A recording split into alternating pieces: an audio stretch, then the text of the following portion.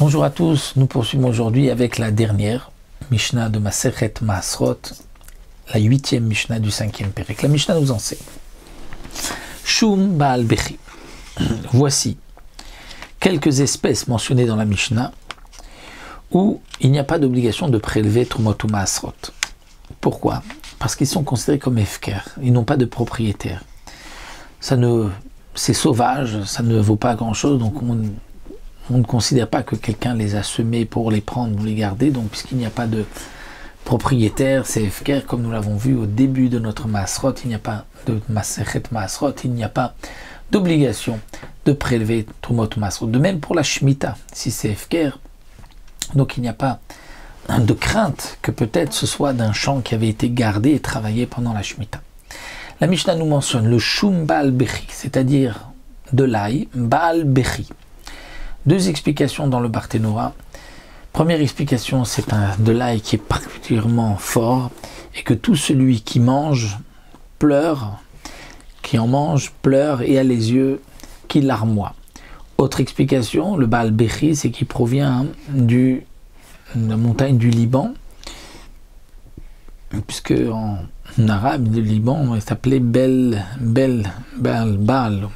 Baalbik. Donc cette ail, ou bien le batzal shel Richpa, ou l'oignon qui vient de cet endroit, Richpa, ou grisin akilkin. Grisin, c'est-à-dire ce sont des haricots, des demi-haricots qui viennent de cet endroit de Kilkin, qui sont carrés, sont particuliers.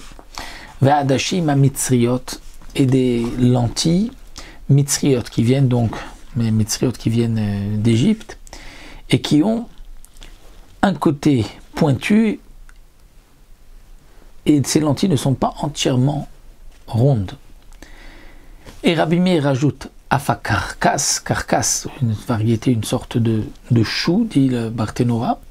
Rabbi Yossé Omer afakutnim, Rabbi Yossé rajoute même les kutnim, c'est-à-dire une variété aussi de lentilles. Donc tout ce qui est mentionné, Ptorim min Maasrot, sont dispensés du Maasrot parce qu'ils sont considérés comme Hefker, personne ne les a fait pousser.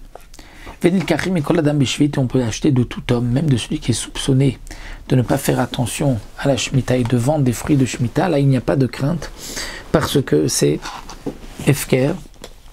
Et donc, il n'y a pas de crainte de penser que peut-être ce sont des fruits qui ont été gardés pendant la Shemitah. La Mishnah continue et nous dit Zera Louf Ha'elion. Le Louf Ha'elion, donc la graine Zera du Louf Ha'elion. Barthénora nous dit le Louf Ha'elion, je trouve, c'est un louf choté, un louf qui est, on peut dire, qui est sauvage, donc on appelle le louf choté, qui est fou, parce qu'il y avait un louf qui s'appelait Piquéach, intelligent. Donc ça veut dire que c'était une variété de louf, donc ce louf ressemble à une sorte une variété d'oignon.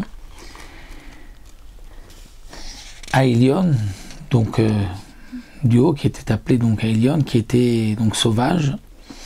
Donc les graines de cet oignon, on traduit le louf comme étant le poireau, mais il semblerait dans la Mishnah que c'est plutôt une sorte d'oignon.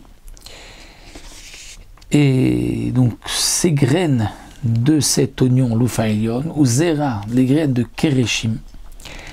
Alors Kereshim, qu'est-ce que c'est Kereshim? On dirait que ce sont des graines d'une sorte d'herbe.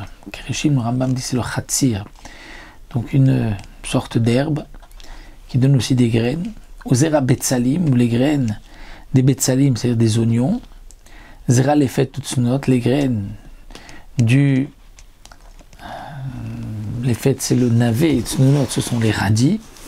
Ou She'ar Zeronegina Shananechaim, de même toutes les autres graines de ce qu'on fait pousser dans les jardins, mais qui ne se mangent pas, Ptorim min Maasrot, sont dispensés de Maasrot, parce qu'il n'y a pas d'obligation de Maaser pour quelque chose qui ne se mange pas. Venil Kachim et Koladam Beshvit, et on pourra acheter de tout homme dans la Shvit, parce qu'il n'y a pas non plus de Kdushat Shvit, puisque ça ne se mange pas. Et la Mishnah termine en nous disant bien que leur père, c'est-à-dire les graines qu'on avait semées pour obtenir ce que nous avons ici, toutes ces graines, toutes ces herbes-là, peut-être que les premières étaient terouma. Et normalement, il y a un principe que si on a pris de la terouma et qu'on a semé de la terouma, ce qu'on va obtenir, guidolé terouma, est aussi terouma.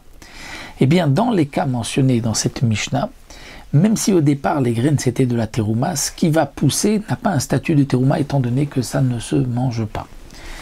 Alors c'est vrai qu'on posera la question, mais si ça ne se mange pas, d'après cette explication,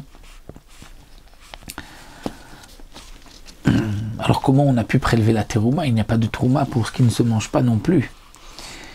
Alors certains Mefarshim m'expliquent que même si on est dispensé de Maasrot, mais si on a prélevé, la Afracha est valable. Et donc, il y a quand même un digne de terouma sur ces graines.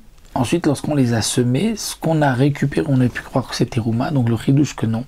Ce n'est pas terouma, donc midera banane, normalement, le terouma, ce n'est pas terouma. Pourquoi? Parce que ce qui a poussé ne se mange pas. Donc puisque ça ne se mange pas, et ce qu'on a semé ne se mange pas, donc il n'y a pas de din de trumot ou masrot, et donc même guidolé terouma ne sera pas terouma. Dans ce cas-là, c'est ce que nous explique le Barthénora, guidolé trouma seulement si la graine qu'on va semer est mangeable.